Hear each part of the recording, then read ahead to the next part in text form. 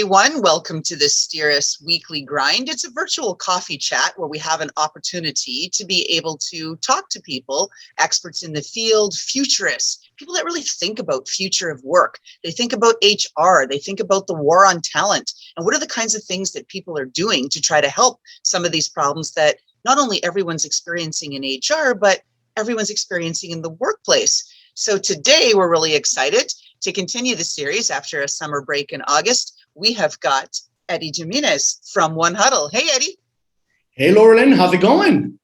Well, it's pretty good. We're grateful here to you to kick this back off and ramp the season back up. We've got all kinds of guests coming up, and what a way to kick off season 2 here. Thank you. Very excited. Thank you for having me. Well, talk to us a little bit about your role in One Huddle and kind of just set the stage and where things are, because you're in the business of gamification, and a lot of people are talking about the impact of games on HR. That is definitely true, Loralyn. Everybody's talking about gamification. Unfortunately, some people don't understand what gamification is, right? So they're throwing it out there. Oh yeah, let's gamify. Let's throw some balloons, some points. We're gamified, right? So what I do for One Huddle is I lead the partnership division for the company. And we're looking for some of the best-in-class partners to really connect with, right? And help us get to that next level. We're looking for the partners that are best in class, have content to push out into the world, have contacts, and are really trying to make an impact. And I lead that division. So I'm blessed.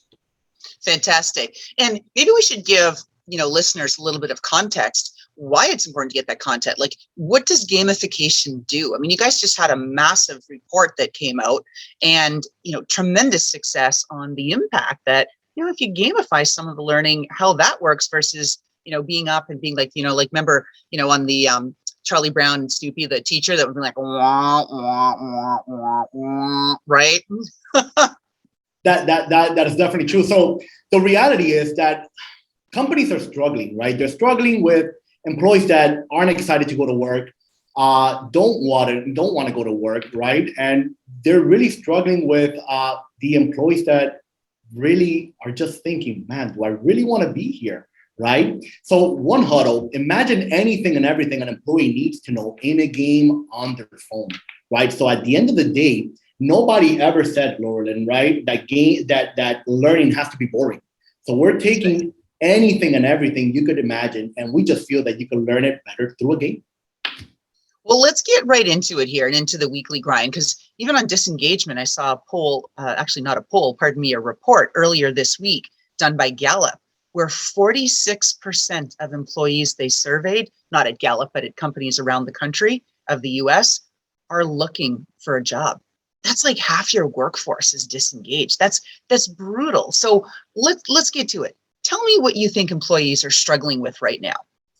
Just before I even dive into that, Loralyn, to build on that, Gallup also came up with a report that 15% of employees are engaged at work.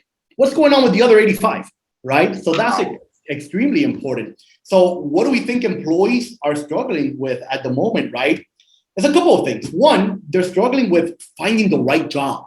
Right? Employees are definitely struggling, especially at a time like this, right? They're struggling. What can I be doing? What company is going to embrace and help me get to that next level?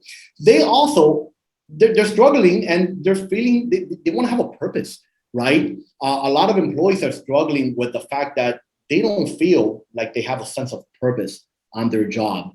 And the third one that I would have to go ahead and point out when you mention employees, what they're struggling with right now would be jobs are changing fast. So basically staying up to speed. That's in my opinion and what we're seeing. Talk to me about some of the initiatives that either One Huddle's doing or that you guys have heard of that are helping people like these employees overcome these struggles that you just highlighted. Very simple. We're using games. We're using our platform. Right? That's what you guys are doing. and a lot of companies are coming and they're knocking on our door and saying, listen, we have all these additional products. What we're struggling with, right, is the engagement. So we have to meet employees where they're at, right? In addition, coaching, right? Nobody ever talks about the leaders, right, that should be coaching, right? That's an important part of what we're doing and what we're seeing other companies are really embracing. They're embracing, let's get creative. Let's do something different. How can we be more engaging? But that means a little bit different to somebody, right? To everyone, right? What is engagement? How do we track that down? So that's some of the things that we're doing internally and what we're seeing as well. Well, at STEERus, we're all about soft skills. So of course I have to ask you a question. Which soft skill do you think, or do you wish, I should say, that people had more of? All right, so here, don't fight me on this one, right? Because I gave it a lot of thought when I was looking at this, right? We have a coaching gap. That's where we feel that there is a gap, right? It's not so much of a skills gap, right? Workers nowadays, they're more educated than ever in human history, right? The crazy thing is that there's never been a time in history, or at least at the moment, that you see so many Americans with a college degree. So I think the skills gap really, it lies with the coach, right? Being able to clearly define, Loralyn, right? Define the jobs and then teach the jobs. So clear and cut feedback. So if you ask what is a soft skill that I wish people had more of, I would love to see more coaching and more direct and clear feedback back to the workforce, back to the employees. And you talk about feedback. I mean, this is one of the things that actually sparked, put the impetus really behind founding STEERus. Was I was at a pitch contest, South by Southwest. I mean, you probably heard of it. Yeah, 50,000 people go there. Yeah, it's a small conference. Yeah. And all of the top 100 finalists, which were mostly young, like I was, kind of embarrassed to say that there was only one person over 40 there. And I was like, oh, we need to represent. But that said, brilliant young entrepreneurs, great ideas. They could not take feedback. And the judges were household names. I mean, they've all founded, multiple billion-dollar exits, this and that. And for the most part, the male founders were very obstinate and really, very confrontational. Like, no, yeah, I don't want your feedback. Yeah, no, I got it. Yeah, we done it. And then the gals kind of melted. Well, at least some of them. You see the crocodile tears, and feedback is so important. People aren't being trained on how to receive feedback. They're used to like, hey, I'll pull one just because I just happen to have it handy. Here's a trophy. Thanks for trying. But that doesn't work, right?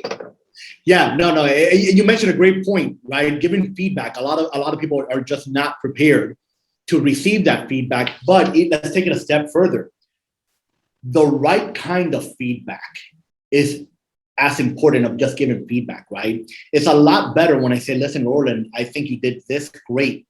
I would have loved to see this happen. It's kind of guiding them in the right direction, giving that clear-cut, proper feedback, right?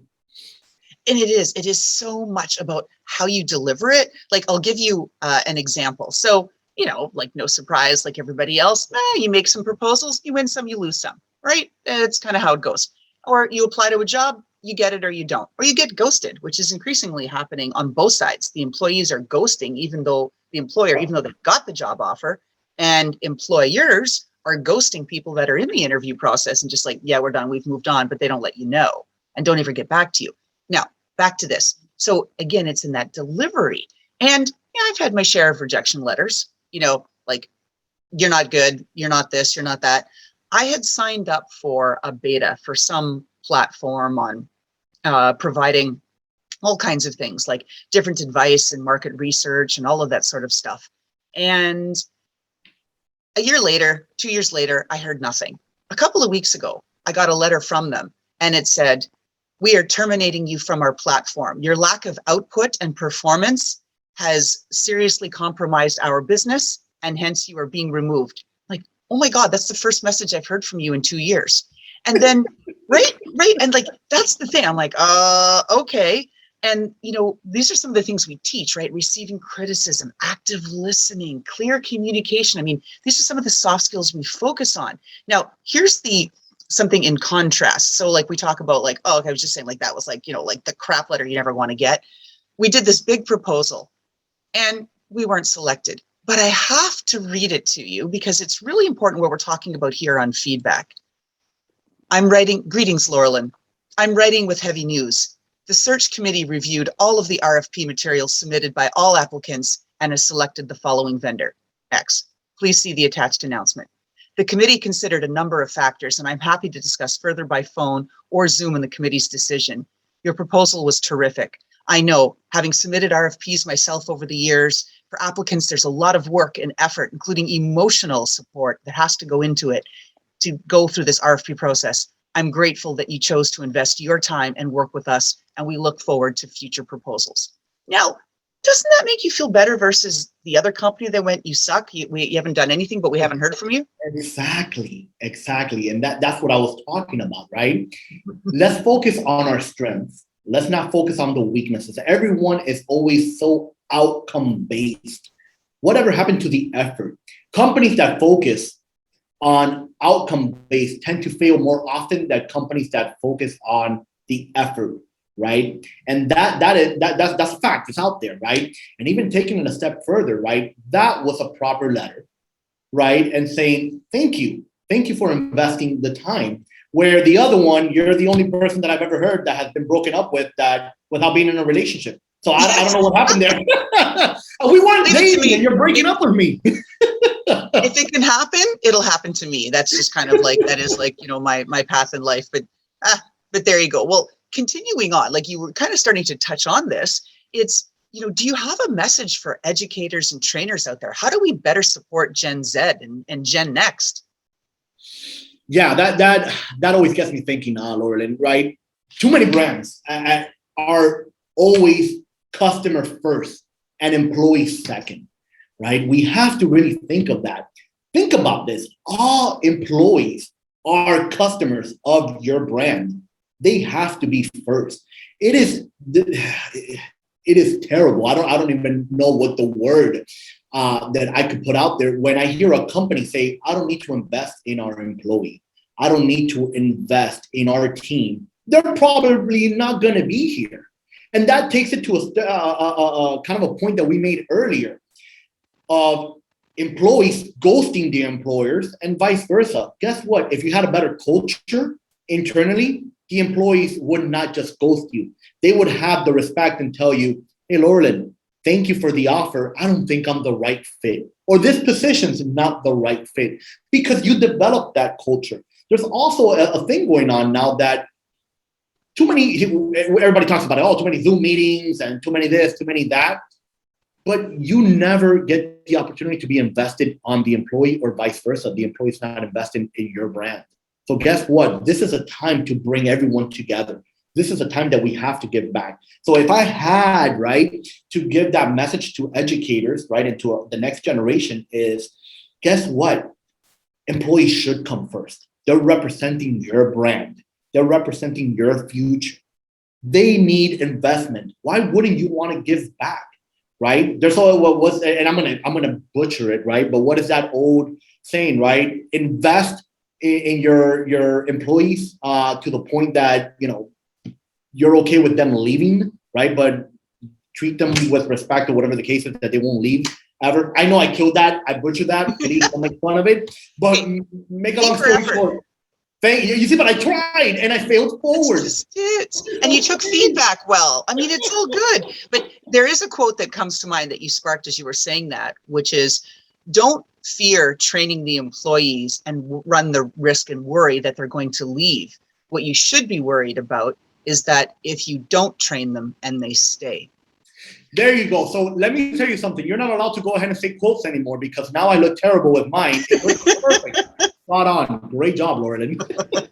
All right, let's wrap this up. Bring it home with the world needs more. Actually, I will replace more and I will put better coaches. The world needs better coaches. And I feel that that's almost the theme of today. Better coaches, better mentors, better future.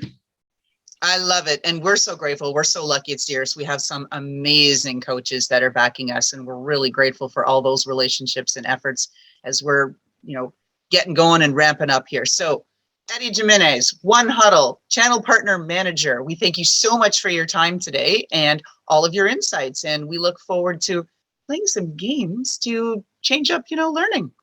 Absolutely. Thank you for having me. I had a blast.